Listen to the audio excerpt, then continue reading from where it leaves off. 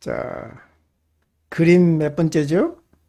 네 번째 하는 것이죠.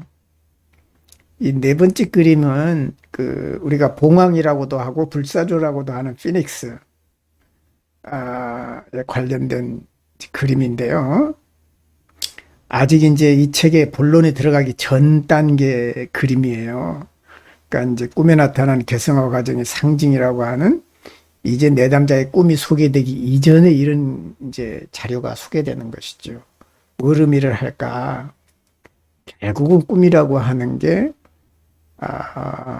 봉황의 성장 과정과도 같다라는 것을 암시하는 것이지요. 그래서 항상 이제 이 융책에 나오는 그림이 융의 의도, 어떤 의도에서 됐느냐 이런 부분을 융이 잘 밝히지 않아요. 그래서 잘 모른다는 거죠. 우리가 추론하는 것이죠. 왜 융이 이 그림을 여기에 위치를 시켰을까? 그리고 아무런 설명이 없어요. 딱 하나 이제 그 밑에 설명이 되어 있죠. 혼돈에서 시작되어 불사조, 빛을 상징하는 태양과 빛을 상징하는 불사조의 탄생으로 끝나는 상징적 과정을 그린 그림이다. 이거는 이제 어디에서 나오는 거냐면 폴리필의 노래라는 이제 책자가 있는데 폴리필의 노래에 있는 이제 베일에 가려진 발명품 목록이다. 그런 말이 이제 맨 앞에 나와 있어요. 그래서 이제 봉황이라고 하는 것은 이제 갱신과 부활을 상징하고 태양, 시간, 부활, 봉헌, 제국, 윤회, 낙원, 그리스도, 마리아, 순결, 또 예외적인 인간 등 많은 주제를 나타내는데 봉황 상징을 쓰는 거예요. 그러니까 불사조의 상징을 쓰는 것이죠. 그러니까 불사조는 뭐냐? 불 속에 들어가서 자기 몸을 스스로 태워서 거기서 다시 태어나는 것을 불사조라 그래요. 불 속에 자기 몸을 태워서 다시 태어나는 것이죠. 마치 우로보로스하고 비슷한 이제 그런 영원성을 상징하는 것이죠. 그래서 태양과 달의 주제와 더불어서 봉황이 불꽃에서 솟아나고 있다. 그 연금술에서 불사조는 불에서 재생하는 전설의 새로 알려져 있습니다. 연금술은 금속을 금으로 바꾸고 또 불로 불사약을 만들죠. 영생을 얻는 이제 약을 얻는 것이죠. 영생을 얻는 것을 목표로 하는 신비주의 과학이 바로 연금술입니다. 그래서 불사조는 연금술사들에게 영생과 또 불에서 재생하는 그 영생과 재생의 상징으로 이제 불사조가 여겨졌기 때문에 등장하는 것이죠. 그래서 또 불사조는 연금술의 네 가지 원소인 흙, 공기, 물, 불을 모두 포함하고 있다. 아까 그 내 발이 아마 내가 내 원소 같다 그랬는데 어쩌면 이제 가능성이 있습니다. 그래서 불사조는 흙에서 태어나고 공중을 날고 물에서 목욕을 하고 불에서 죽습니다. 그리고 다시 재생합니다. 이것은 연금술사들이 추구하는 네 가지 원소의 조화를 상징합니다. 그래서 불사조는 또한 연금술의 목표인 불로 불사약을 상징한다. 불사조는 죽지만 또 다시 태어나기 때문에 불로 불사라고 여겨졌다. 그래서 연금술사들은 불사조를 모방해서 불로 불사약을 만들고자 했죠. 또한 불사조는 연금술사들에게 영감과 희망의 상징이었습니다. 불사조는 죽음에서 다시 태어나기 때문에 연금술사들에게 영생의 가능성을 보여주었습니다. 이 죽음이라고 하는 것은 희생이죠. 그리고 끝없는 인내예요, 사실은. 정말 끝이 없는 인내인 거예요. 죽음의 경험을 해야만 재생할 수가 있는 것이죠. 근데 우리는 늘 죽지 않고 부활하기를 바랐죠. 자, 이 분석하는 내용을 내가 좀 이제 요약을 했습니다. 가운데 중앙에 있는 그 사각형 안에는 폴리필 노래에 담긴 비밀스러운 발명품에 대한 이제 글이에요. 그게. 상단 중앙의 불사조와 하단 중앙에 있는 불의 원을 연결하는 선이 있잖아요. 내가 그 탯줄처럼 생겼다고 하는 것은. 그래서 불사조를, 불을 품고 있는 원과 연결하는 선은 불사조의 부활과 불의 원소적인 힘, 불의 에너지를 받고 불사조가 탄생하는 것이죠. 불은 종종 정화와 변화를 상징하며 또 쇄신이라는 개념을 강화한다. 사자부터 보면은 사자는 이제 아수적이고 힘이 넘치는 동물이죠. 원진료의 잠재적인 힘과 가능성을 상징합니다.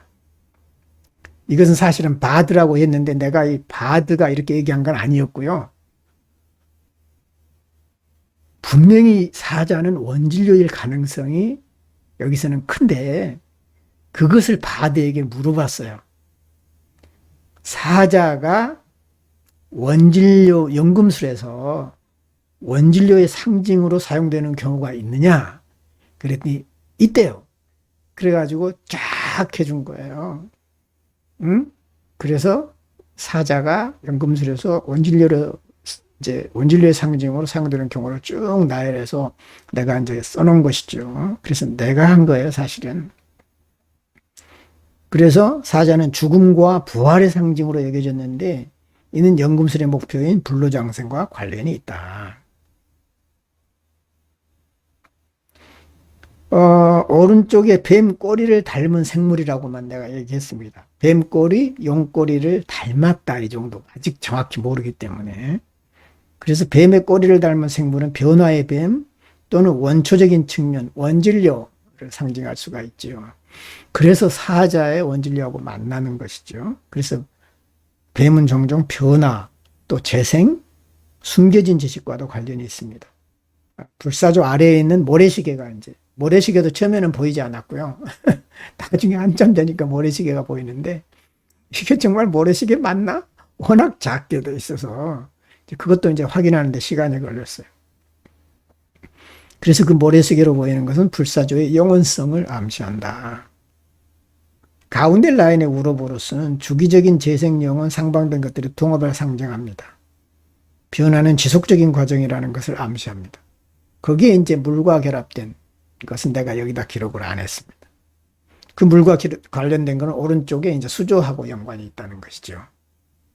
물과 불의 이제 합일에 관련된 것도 있고요. 자, 오른쪽 물 항아리와 잘린 나무.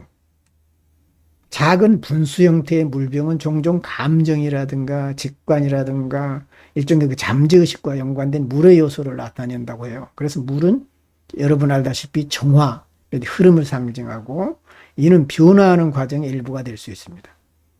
그래서 이제 이건 내가 써놓은 건데요. 이 물은 잘려진 나무에 우로보로스처럼 영원한 생명수를 공급합니다. 자, 그래서 만나는 것이죠. 하단 오른쪽에 책을 들고 있는 노인. 그 위에 하단 왼쪽에 불꽃 위의 나무. 불꽃 위의 나무는 희생의 개념 또는 새로운 것을 위해 낡은 것을 태워 없애는 것을 의미할 수도 있습니다. 또 정화나 변형의 연금술적인 과정을 나타낼 수도 있습니다.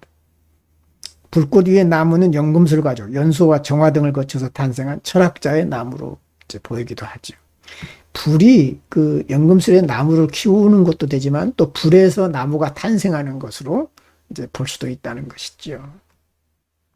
그래서 하단 오른쪽에 책을 들고 있는 노인은 현자나 연금술사처럼 보이는 노인이 책을 들고 있는 것은 지혜와 지식 그리고 변화의 여정에 필요한 지침, 이 안에 이제 변화의 여정을 위해서 담은 지침일 수 있습니다. 연금술 책자일 수도 있는 것이죠. 책은 종종 축적된 지혜와 배움을 나타내죠. 왼쪽에 철학자의 나무와 오른쪽에 현자의 모습이 또 한 쌍을 이루고 있습니다. 그래서 전반적으로 보면 이 그림의 전반적인 주제는 불사조로 상징되는 영원한 생명, 그리고 영생의 영약, 그리고 영원한 지혜 등의 주제와 전반적으로 연결되어 있습니다. 그래서 가운데 핵심에 이제 불사조가 위아래로 이제 연결되어 있고 그것이 메르쿠리우스의 상징이 될 수 있다. 이제 그런 얘기를 했습니다. 이제 메르쿠리우스의 상징이 될 수 있단 말은 내가 여기 해석에 써놓지는 않았지만 충분히 이제 그럴 가능성이 있는 것이죠.